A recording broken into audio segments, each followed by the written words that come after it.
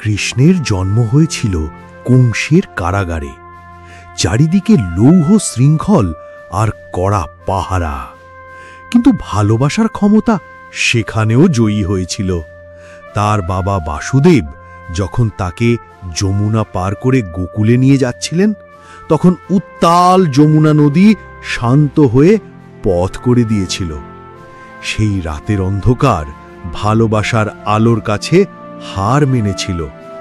এই ঘটনা থেকেই বোঝা যায় যে তার ক্ষমতা কোনো পেশী শক্তি ছিল না, তা ছিল এক ঐশ্বরিক করুণা।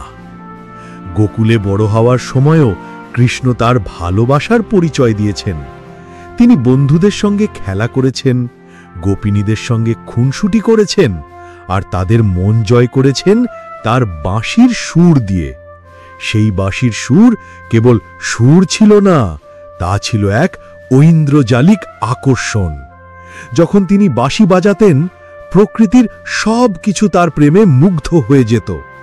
নদী তার প্রবাহ থামিয়ে দিত, গরু বাছুর চারণভূমি ছেড়ে তার কাছে ছুটে আসত, আর গাছের পাতা পর্যন্ত স্থির হয়ে যেত। এই আকর্ষণই ছিল তার সবচেয়ে বড় ক্ষমতা। একবার দেবরাজ ইন্দ্র ব্রজবাসীদের ওপর ভয়ানক ক্রোধে 7 দিন ধরে অবিরাম বৃষ্টি নামিয়েছিলেন। ব্রজবাসীরা ভীত হয়ে পড়েছিল। তখন তাদের রক্ষা করার জন্য কৃষ্ণ এক অলৌকিক কাজ করেন। তিনি তার কনিষ্ঠ আঙুলে গোবর্ধন পর্বত তুলে ধরেন এবং এর নিচে সমগ্র গ্রামকে আশ্রয় দেন। এই ঘটনাকে অনেকেই তার ঐশ্বরিক ক্ষমতা হিসেবে দেখেন, কিন্তু এর পেছনের মূল কারণটি হল গভীর ভালোবাসা।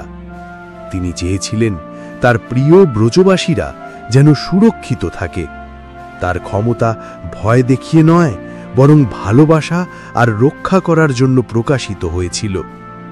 কৃষ্ণের বাঁশির সুরের আকর্ষণ এবং গোপিনীদের সঙ্গে তার সম্পর্ক মূল গল্পের একটি গুরুত্বপূর্ণ অংশ। এই প্রেমকে একটি সাবপ্লট হিসেবে দেখানো যায়, যা কৃষ্ণের লীলাকে আরও মধুর করে তোলে।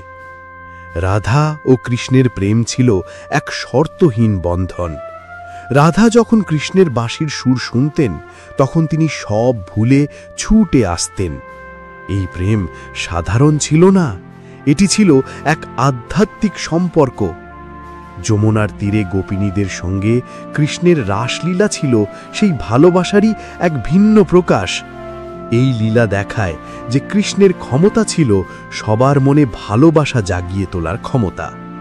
কৃষ্ণ যখন দ্বারকার রাজা, তখন তার বাল্যবন্ধু সুদামা তার কাছে আসেন। সুদামা ছিলেন অত্যন্ত দরিদ্র। রাজার কাছে আসার মতো কিছুই তার ছিল না, কেবল এক মুঠো চিঁড়ে ছাড়া।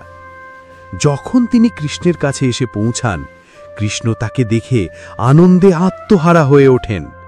তিনি সুদামাকে অঙ্গালিঙ্গন করেন, তার পা ধুইয়ে দেন এবং সেই চিঁড়েটুকু ভালোবাসার সাথে গ্রহণ করেন। এই ঘটনা প্রমাণ করে যে কৃষ্ণের কাছে ধন সম্পদ বা পদমর্যাদা কোনো গুরুত্ব বহন করত না। তার কাছে আসল সম্পদ ছিল ভালোবাসা এবং বন্ধুত্ব। তার এই গুণই তাকে চিরন্তন করে তুলেছে। কুরুক্ষেত্রের যুদ্ধক্ষেত্রে অর্জুন যখন তার আত্মীয়দের বিরুদ্ধে যুদ্ধ করতে দ্বিধান্বিত হন, তখন কৃষ্ণ তার সারথি হিসেবে আবির্ভূত হন। তিনি কেবল অর্জুনের রথের ঘোড়ার লাগাম ধরেননি, বরং তার জীবনের লাগামও হাতে নিয়েছিলেন।